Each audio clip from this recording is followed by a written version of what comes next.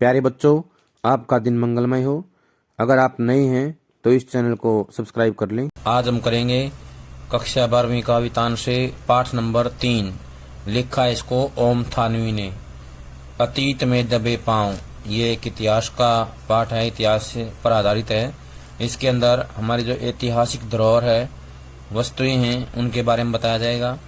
कब खुदाई की गई और किस किस ने करवाई।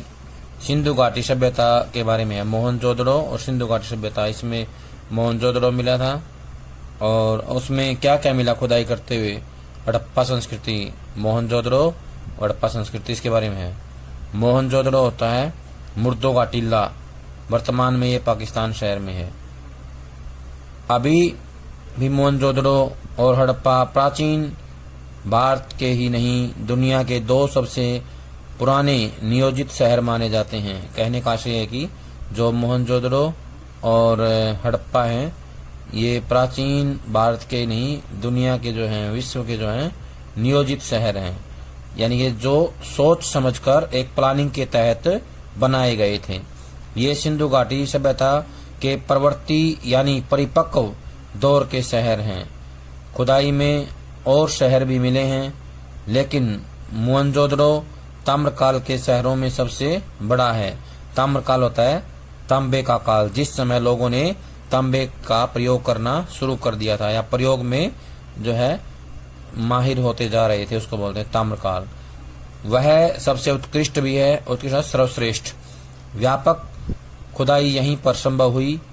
बड़ी तादाद में इमारतें, सड़कें, धातु पत्थर की मूर्तियां, चाक पर बने चित्रित भांडे होता बर्तन, मुहरें, साजो सामान और खिलौने आदि मिले हैं। सभ्यता का अध्ययन संभव हुआ। उधर सैकड़ों मील दूर हड़प्पा के ज्यादातर साक्ष्य रेल लाइन बिछने के दौरान विकास की भेंट चढ़ गई। यानी कि रेल लाइन जब बिछाई गई तो उस समय काफी चीजें नष्ट हो गई, समाप्त हो गई, खत्म हो गई। मोहनजोदड़ो के बारे में धारणा है कि अपने दौर यानी अपने समय में वह घाटी भी सभ्यता का केंद्र रहा होगा, यानी एक तरह की राजधानी। माना जाता है कि यह शहर 200 हेक्टेयर या 200 हेक्टेयर क्षेत्र में फैला था। आबादी कोई 25,000 थी। जाहिर है 5,000 साल पहले यह आज के महानगर की परिभाषा को भी लांघता होगा। दिलचस्प बात यह है कि सिंधु घाटी मैदान की संस्कृति थी। पूरा मोहनजोदड़ो छोटे मोटे टीलों पर आबाद था। ये टीले प्राकृतिक नहीं थे, कच्ची और पक्की दोनों तरह की ईंटों से बने थे। मोहनजोदड़ो इसका अर्थ होता है पाकिस्तान के सिंध प्रांत में स्थित पुरातात्विक स्थान, जहां सिंधु घाटी सभ्यता बसी थी। मोहनजोदड़ो का अर्थ है मूर्तियों का टीला।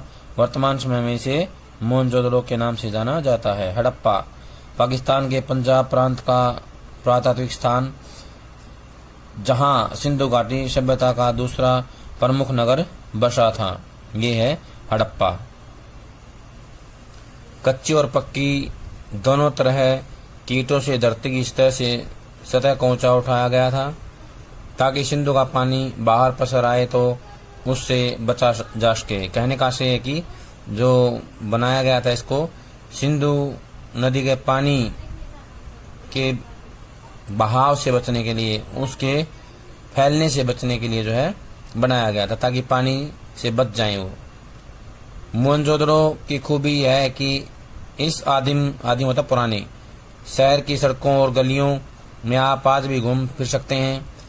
यहाँ की सभ्यता तथा संस्कृति का सामान भले ही अजायब घरों की शोभा बढ़ा रहा हो।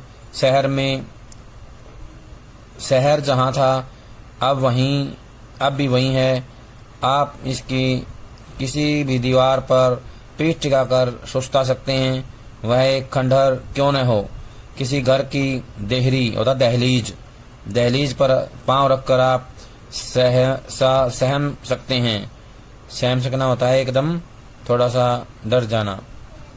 रसोई की खिड़की पर खड़े होकर उसकी गंध महसूस कर सकते हैं, या शहर के किसी सुनसान मार्ग पर कान देकर उस बैलगाड़ी की रुनझुन सुन सकते हैं, जिसे आपने पुरातत्व की तस्वीरों में मिट्टी के रंग में देखा है। सच है कि यहाँ किसी आंगन की टूटी फूटी सीढ़ियाँ अब आपको कहीं नहीं ले जाती, वे आकाश की तरफ अधूरी रह जाती हैं, लेकिन उन अधूरे पायदानों पर खड़े होकर अनुभव किया जा सकता है कि आप दुनिया की छत पर हैं। वहाँ से आप इतिहास को नहीं, उसके पार झांक रहे हैं। सबसे ऊंचे चबूतरे पर बड़ा बौद्ध स्तूप है, मगर यह मोहनजोदड़ो की सभ्यता के बिखरने के बाद एक जीर्ण शीर्ण टीले पर बना है। कोई 25 फुट ऊंचे चबूतरे पर 26 सदी पहले बनी ईंटों के दम पर स्तूप को आकार दिया गया। चबूतरे पर भिक्षुओं के कमरे भी हैं। 1922 में जब राखालदास बनर्जी यहाँ आए, तब वे इसी स्तूप की खोजबीन करना चाहते थे। इसके गिर्द खुदाई शुरू करने के बाद उन्हें इल्हाम हुआ। इल्हाम होता है अनुभूति, ज्ञान होना हुआ। यहाँ ईसा पूर्व के निशान हैं।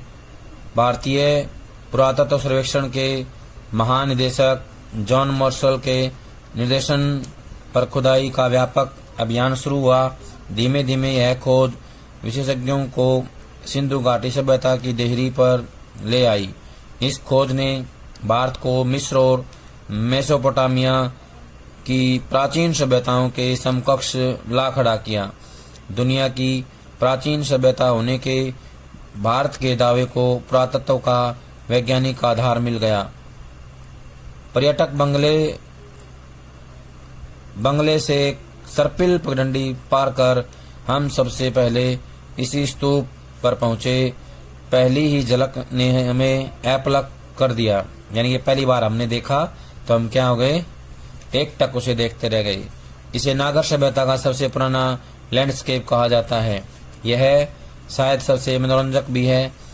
न आकाश बदला है, न धरती पर कितनी सभ्यताएं, इतिहास और कहानियां बदल गई हैं। इस ठहरे हुए दृश्य में हजारों साल से लेकर पल भर पहले तक की धड़कन बसी हुई है।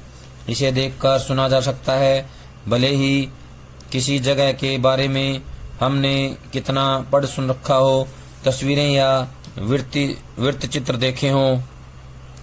देखना अपनी आंख से देखना है, बाकी सब आंख का झपकना है। जैसे यात्रा अपने पांव चलना है, बाकी सब कदम ताल है। यानी फायदेमंद वही है जिसे हम अपनी आंख से देखें, और यात्रा वही अच्छी है जो हम अपने पांव से चलते हैं। मौसम जाड़े का था, पर दोपहर की धूप बहुत कड़ी थी। कहने का आशय की धूप तेज थी। सारे आलम को जैसे एक फीके रंग में रंगने की कोशिश करती हुई यह इलाका राजस्थान से बहुत मिलता जुलता है। रेत के टीले नहीं हैं, खेतों का हरापन यहाँ है, मगर बाकी वही खुला आकाश, सोना परिवेश, धूल बबूल और ज्यादा ठंड, ज्यादा गर्मी। मगर यहाँ की धूप का मिजाज जुदा है। मिजाज होता है स्वभाव। राजस्थान की धूप पारदर्शी है, सिंध की धूप चौंधियाती है। तस्वीर उतारते वक्त आप कैमरे में जरूरी पुर्जे न घुमाएं तो ऐसा जान पड़ेगा जैसे दृश्यों के रंग उड़ गए या उड़े हुए हैं। पर इससे एक फायदा हुआ, हमें हर दृश्य पर नजरें दोबारा फिरानी पड़ती। इस तरह बार बार निहारें तो दृश्य जेहन में ऐसे ठहरते हैं मानो तस्वीर देखकर उनकी याद ताज़ा करने की कभी जरूरत न पड़े। ठहरना होता है रुक जाना, जेहन होता है मस्तिष्क में, दिमाग में, दृश्य होता है चित्र। जो हम वहाँ चित्र देख रहे हैं, जो हमारे सामने सुंदर सुंदर नज़ारे आ रहे हैं, वो हमारे दिमाग में ठहर जाते हैं, रुक जाते हैं। स्तूप वाला चबूतरा मोहनजोदड़ो के सबसे खास हिस्से के एक सिरे पर स्थित है। इस हिस्से को पुरातत्व के विद्वान गढ़ कहते हैं। चार दीवारी के भीतर ऐतिहासिक शहरों के सत्ता केंद्र अवस्थित होते थे। चाहे वह राजसत्ता हो या धर्मसत्ता। बाकी शहर गढ़ से कुछ दूर बसे होते थे। क्या यह रास्ता भी दुनिया को मोहनजोदड़ो ने दिखाया? यानी कि ये जो राह है, ये जो आगे बढ़ने का जो रास्ता है, ये मोहनजोदड़ो ने ही दुनिया को दिखाया, ऐसा मान सकते हैं। ये बौद्ध स्तूप का चित्र है। प्यारे बच्चों, ये है बौद्ध स्तूप का चित्र। सभी इसको ध्यान से समझेंगे। ये एग्जाम में कई बार क्वेश्चन आ चुका है। बौद्ध स्तूप का वर्णन कीजिए। तो आगे हम पढ़ेंगे इसको। सभी अहम और अब दुनिया भर में प्रसिद्ध इमारतों के खंडहर चबूतरे के पीछे यानी पश्चिम में हैं। इनमें प्रशासनिक इमारतें, सभी भवन, सभा भवन, ज्ञानशाला और कोठार हैं। वह अनुष्ठानिक महाकुंड भी, जो सिंधु घाटी सभ्यता के अद्वितीय वास्तु कौशल को स्थापित करने के लिए अकेला ही काफी माना जाता है। असल में यहाँ यही एक निर्माण है जो अपने मूल स्वरूप के बहुत नजदीक बचा रह सका है। बाकी इमारतें इतनी उजड़ी हुई हैं कि कल्पना और बरामद चीजों के जोड़ से उनके उपयोग का अंदाजा भर लगाया जा सकता है। नगर नियोजन की मोहनजोदड़ो अनूठी मिसाल है। इस कथन का मतलब आप बड़े चबूतरे से नीचे की तरफ देखते हुए सहज ही भांप सकते हैं। भांपना होता है अंदाजा लगाना। इमारतें भले खंडहरों में बदल चुकी हों, मगर शहर की सड़कों और गलियों के विस्तार को स्पष्ट करने के लिए ये खंडहर काफी हैं। यहाँ की कमोबेश सारी सड़कें सीधी हैं या फिर आड़ी। आज वास्तुकार इसे ग्रिड प्लान कहते हैं। आज की सेक्टर मार्का कॉलोनियों में हमें आड़ा सीधा नियोजन बहुत मिलता है, लेकिन वह रहन सहन को नीरस बनाता है। नीरस होता है अरुचिकर। शहरों में नियोजन के नाम पर भी हमें अराजकता ज्यादा हाथ लगती है। ब्रासिलिया या चंडीगढ़ और इस्लामाबाद ग्रिड शैली के शहर हैं जो आधुनिक नगर नियोजन के प्रतिमान ठहराए जाते हैं, लेकिन उनकी बसावट शहर के खुद विकसने का कितना अवकाश छोड़ती है, इस पर बहुत शंका प्रकट की जाती है। मोहनजोदड़ो की साक्षर सभ्यता एक सुसंस्कृत समाज की स्थापना थी, लेकिन उसमें नगर नियोजन और वास्तुकला की आखिर कितनी भूमिका थी। स्तूप वाले चबूतरे के पीछे गढ़ और ठीक सामने उच्च वर्ग की बस्ती है। उसके पीछे 5 किलोमीटर दूर सिंधु बहती है। पूर्व की इस बस्ती से दक्षिण की तरफ नजर दौड़ाते हुए पूरा पीछे घूम जाएं तो आपको मोहनजोदड़ो के खंडहर हर जगह दिखाई देंगे। दक्षिण में जो टूटे फूटे घरों का जमघट है, वह कामगारों की बस्ती रहा होगा। कहा जा सकता है इतर वर्ग की यानी कि दूसरा वर्ग, संपन्न समाज में वर्ग भी होंगे, लेकिन क्या निम्न वर्ग यहाँ नहीं था? कहते हैं निम्न वर्ग के घर इतनी मजबूत सामग्री के नहीं रहे होंगे कि 5000 साल टिक सकें। उनकी बस्तियां और दूर रही होंगी। यह भी है कि 100 साल में अब तक इस इलाके के 1/3 हिस्से की खुदाई ही हो पाई है। अब वह भी बंद हो चुकी है। हम पहले स्तूप के टीले से महाकुंड के विहार की दिशा में उतरे। दाईं तरफ एक लंबी गली दिखती है। इसके आगे महाकुंड है। पता नहीं साया होता है जानबूझकर या संयोग की धरोहर के प्रबंधकों ने उस गली का नाम दैव मार्ग रखा है। डिविनिटी स्ट्रीट यानी कि दैव मार्ग। माना जाता है कि उस सभ्यता में सामूहिक स्नान किसी अनुष्ठान का अंग होता था। कुंड करीब 40 फुट लंबा और 25 फुट चौड़ा है। गहराई 7 फुट। कुंड के उत्तर और दक्षिण में सीढ़ियां उतरती हैं। इसके 3 तरफ साधुओं के कक्ष बने हुए हैं। उत्तर में 2, 5 में 8 स्नान घर हैं। इनमें किसी का द्वार एक दूसरे के सामने नहीं खुलता। वास्तुकला का यह भी एक नमूना है। सिद्ध होता है निपुण, पांत होता है पंक्तियां। उत्तर में 2 पांत में 8 स्नानागार हैं। ये महाकुंड है, प्रसिद्ध जल कुंड है मोहनजोदड़ो का। इसके बारे में भी एग्जाम में कई बार पूछ लिया जाता है। महाकुंड की विशेषताएं बताइए, या महाकुंड का निर्माण कैसे किया गया है, तो लंबाई चौड़ाई ये सारी बातें इसमें बतानी है। आगे दिया गया है, इस कुंड में खास बात पक्की ईंटों का जमाव है। कुंड का पानी रिस न सके और बाहर का अशुद्ध पानी कुंड में न आए, इसके लिए कुंड के तल में और दीवारों पर ईंटों के बीच चूने और चिरोड़ी के गारे का इस्तेमाल किया गया है, यानी कि चिकनी मिट्टी जो होती है। पार्श्व की दीवारों के साथ दूसरी दीवार खड़ी की गई है, जिसमें सफेद डामर का प्रयोग किया गया है, यानी सफेद सीमेंट जैसे होती है उसका प्रयोग करना। कुंड के पानी के बंदोबस्त के लिए एक तरफ कुआं है, दोहरे घेरे वाला यह अकेला कुआं है। इसे भी कुंड के पवित्र या अनुष्ठानिक होने का प्रमाण माना जाता है या माना गया है। कुंड से पानी को बाहर बहाने के लिए नालियां हैं। इनकी खासियत यह है कि ये भी पक्की ईंटों से बनी हैं और ईंटों से ढकी भी हैं, जैसे आजकल सीवर बनाए गए हैं। ठीक वैसे ही पुराने समय में, सिंधु सभ्यता के समय में नालियों को ढका जाता था ताकि स्वच्छता बनी रहे, बीमारियों से बचा जा सके। ये जल निकासी के लिए नाली बनाई गई है। जल निकासी का उन्नत प्रबंध जो सिंधु घाटी सभ्यता की अनूठी विशेषता है। ये जैसे सीवर बनाए जाते हैं आज के समय में, पुराने समय में ऐसे ही नालियां बनाई गई थी। जल निकासी के लिए बनाई गई जो नालियां हैं, ये उस समय का प्रयोग है।